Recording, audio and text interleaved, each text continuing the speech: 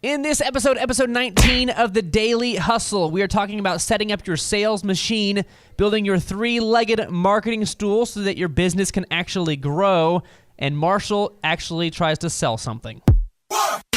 Broadcasting from the box that rocks and Thrive15.com world headquarters, it's The Daily Hustle with Daniel McKenna.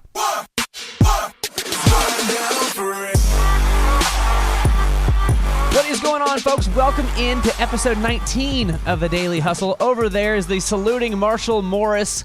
He is an author and founder of Madness Media and a Thrive 15 business coach. I am Daniel McKenna, co-founder of Epic Productions, co-founder of Thrive 15.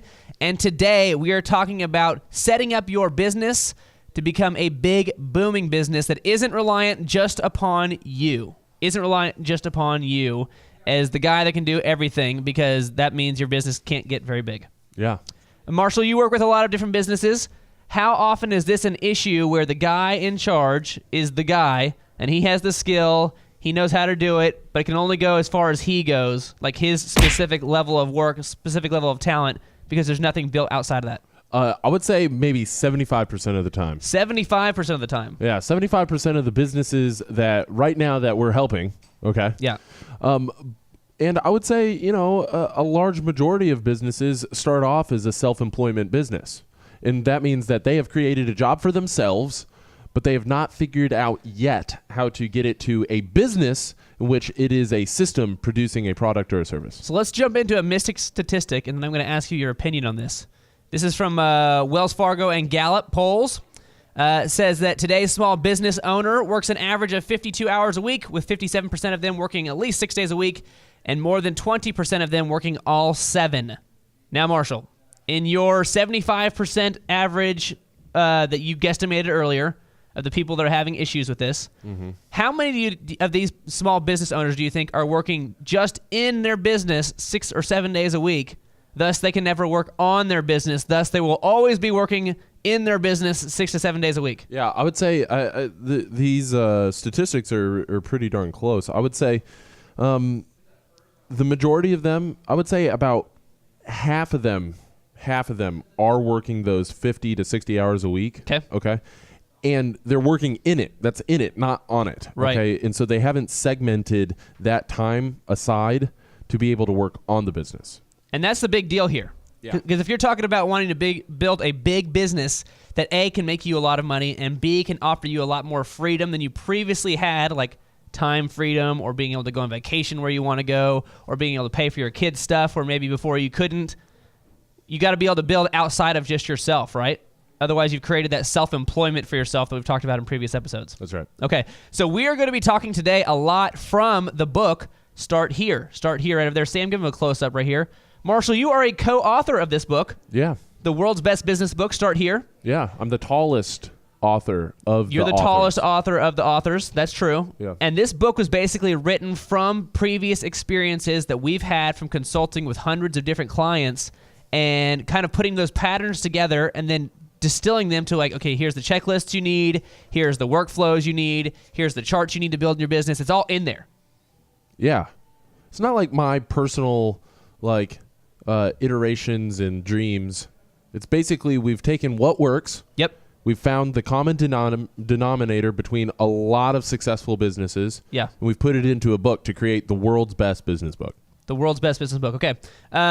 We just read that quote there from Wells Fargo and Gallup talking about how many people, specifically probably the people listening right now, of you, if that's you right now, if you're working in your business 6 to 7 days a week, but you're never working on your business, this is going to be big for you. Yeah. So you're going to want to stay tuned here. So we're going to dive into it here, Marshall. And Marshall, I basically want you to kind of point out where there's something that's big here, that really something that sticks out to you, maybe with some of the clients you've worked with, or maybe some personal experience, because these are all things that you can find here in the book. If you don't have this book, go to Amazon and get that book right now, or listen along. You're going to score yourself on a rate of 1 to 10. 1 to 10. Now, why do you do this? It's because you need to know of all these categories where you're good and where you are not good. We'll say not good. What is good and what is bad? What is good and what is bad? What? How do I score it? 10 is good. Okay. 10's a rock star. Okay. 1 is I'm the worst ever. Okay. And the reason this matters is because if you are caught up working in your business 6 to 7 days a week, you do not have the time to think about these questions. You do not have these questions coming to your brain to say, you know what, I'm only a 3 in my lead generation system. If I could get my lead generation system better, I maybe wouldn't have to work every Sunday. That's right. Because I have more leads coming in. Okay, so this is all stuff that potentially you've never thought about, or if you have thought about, you haven't taken the time to like build these systems.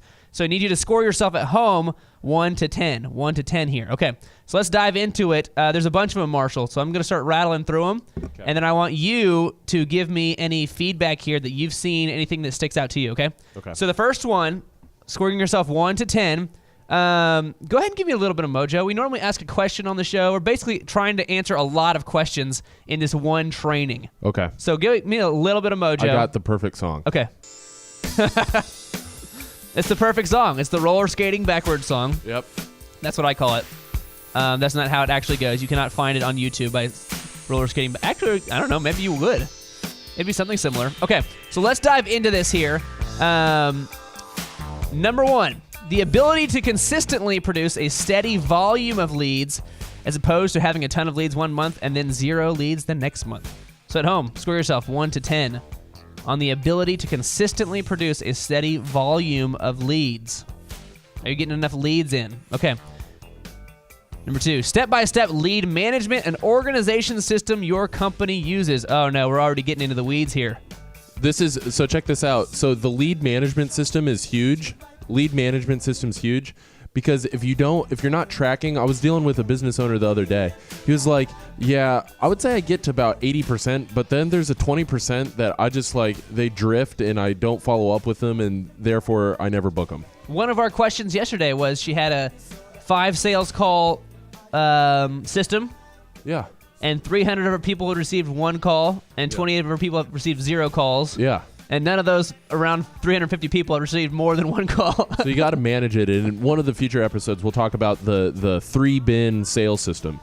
We're going to get into a lot of, honestly, we could spend probably the rest of the year just talking about systems from these questions here. But this is stuff you got to know. So score yourself at home 1 to 10 on your step-by-step lead management and organization system your company uses.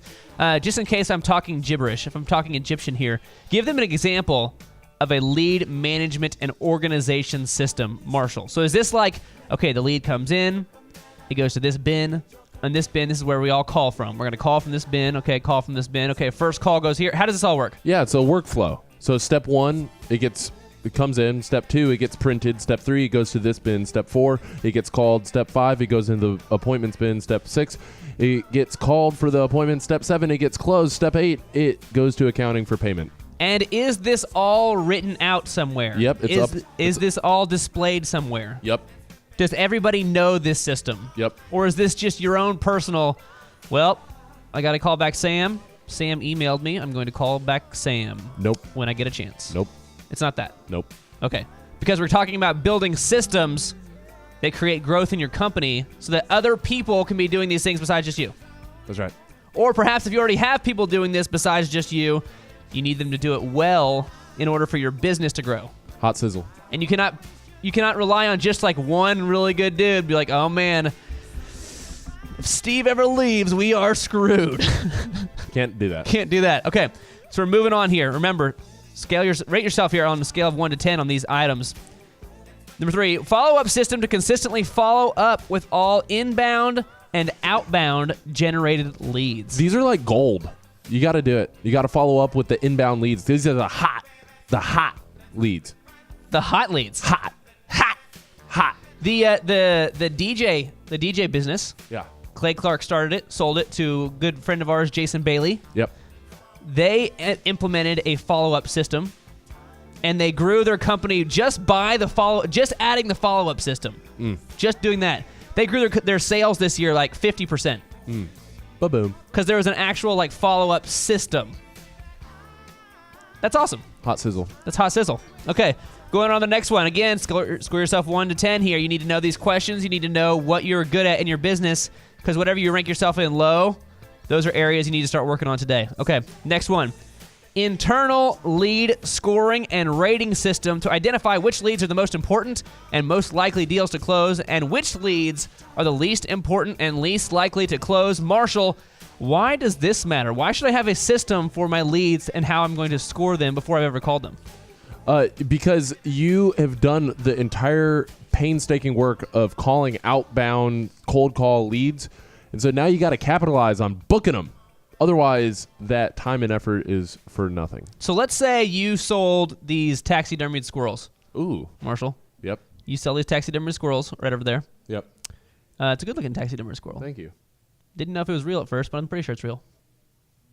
And let's say you have an ad running out. You've got a promotion for your taxidermied squirrels. I don't know what kind of promotion you can run.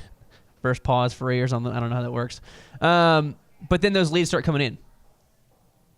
All right. Well, we've talked about on previous episodes, ideal and likely buyers. You need a way to quickly, like within seconds, say, okay, bam, bam, bam, good lead. Bam, bam, bam, good lead. Bam, bam, bam, not a great lead.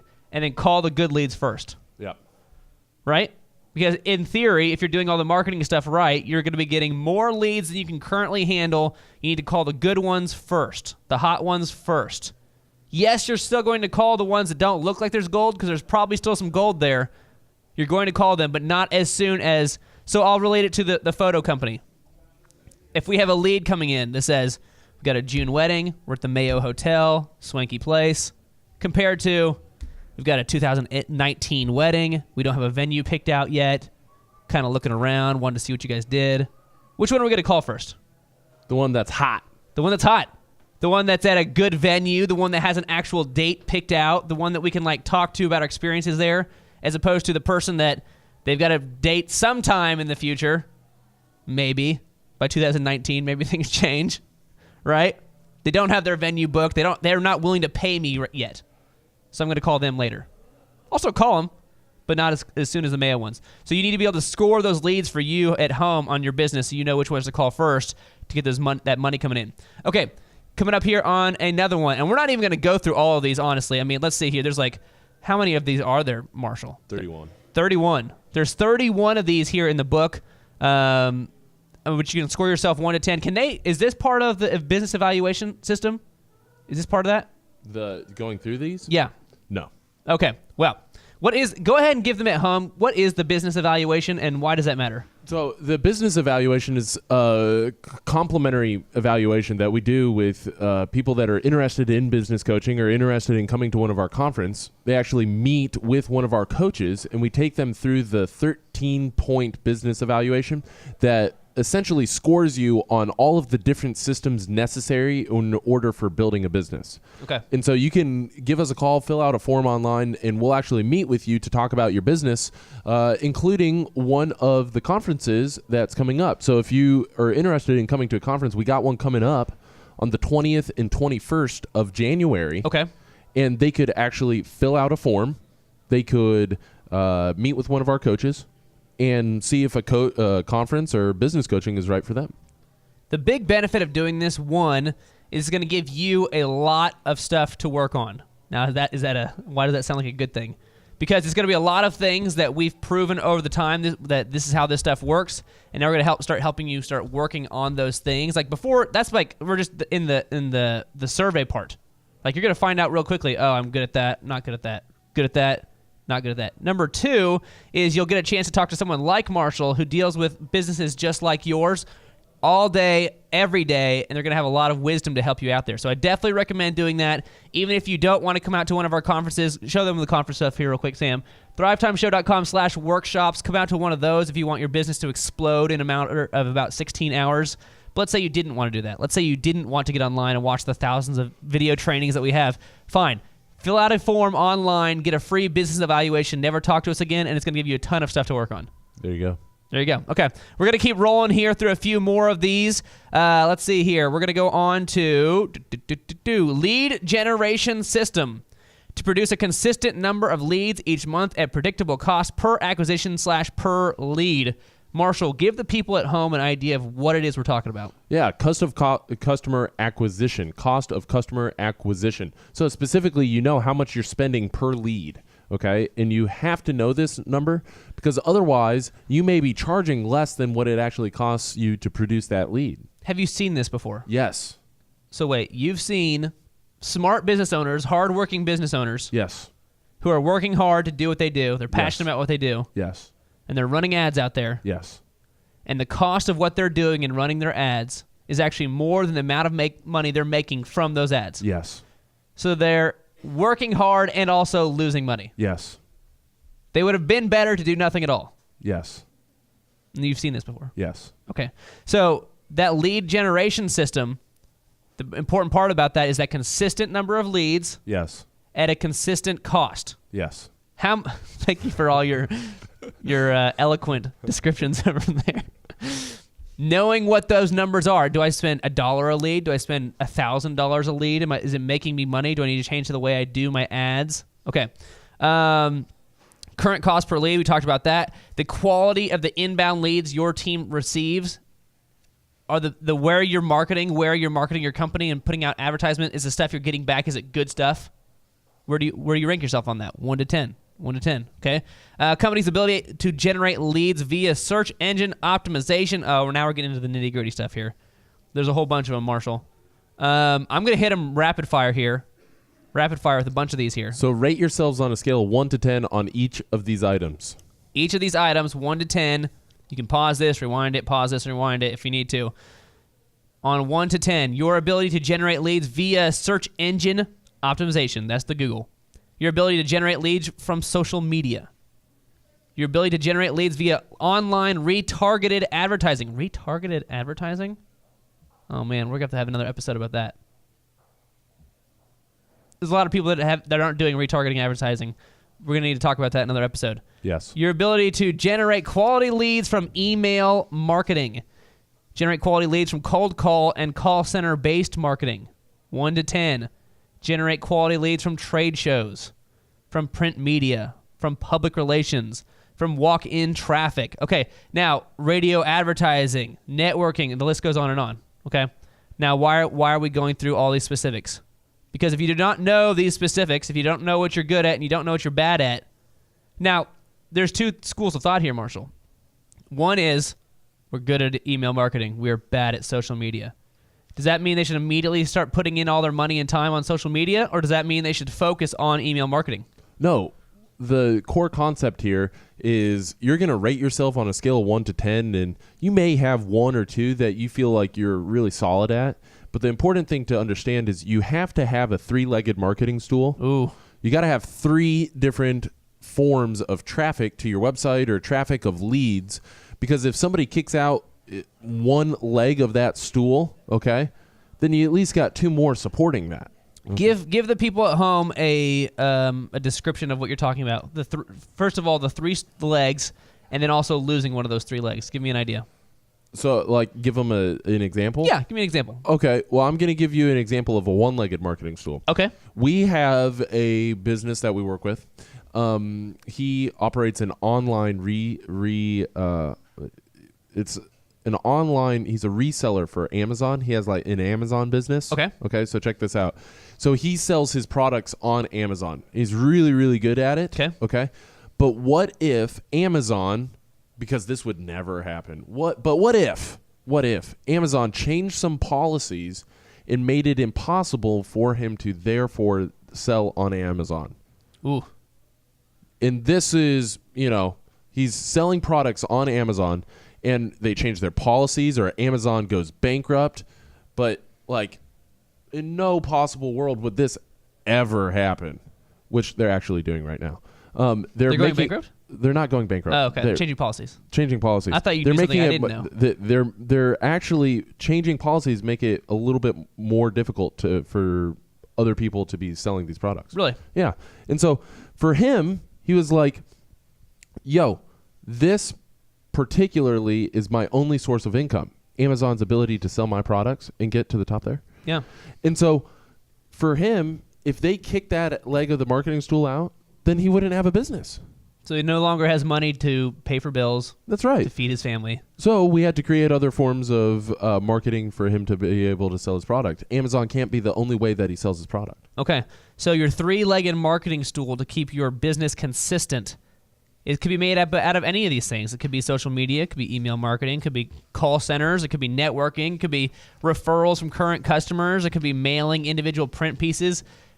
Find out what you're good at. Find out what you're not good at. Get that three-legged marketing stool going. A few more here, Marshall. Your company's ability to generate leads via ad spots on podcasts, via guest blog appearances, via mass mailers with multiple coupons and print pieces are packaged in one envelope, such as Valpak. From executing an effective face-to-face representative-based marketing game plan. Example, pharmaceutical sales representatives generating referrals from doctors. Okay, so what's the point of all this? The point is getting your three-legged marketing stool up so the company is not reliant based solely on you, based solely on your talent and your work ethic. Because at some point, if you're building a big business, you also want to enjoy your life. At some point. Maybe it's years down the road, but that's the whole point of it. Like, that's why we're doing this, right? To build a better life for us, better lives for our families, better lives for the people around us, okay? So that's what this is all about. So that was scaling yourself 1 to 10. And in future episodes, we're going to be talking about some of the specifics behind some of this stuff. But I would also want to mention this book right here. It's another traction book. We've talked about a different traction book. This book, Traction, Startup Guide to Getting Customers by Gabriel Weinberg and Justin Mares. Is it Mares or Mares? Couldn't tell you. Couldn't tell you. It's a big yellow book, Startup Guide. If you look at my copy, it is littered with notes and highlights and notes and highlights and notes and highlights because it's an awesome book. Okay? Again, it's a startup guide to getting customers. If you need more ideas besides the stuff we're going to be talking about here on this episode, you need to get into this book, Traction. It's a great book. Marshall, any parting thoughts here? Any parting thoughts before we get off the air here as far as when it comes to getting an idea of what you need to build in your systems so that you do not have to personally work in your business every hour of the day? Now, maybe it's going to take you a few weeks. Maybe it's going to take you a month. Maybe it's going to take you 2 years to build these systems. But the point is you're building a system and not just you specifically being the only one working in your business all the time. Any final thoughts on this, Marshall? I got a quote. I'm excited.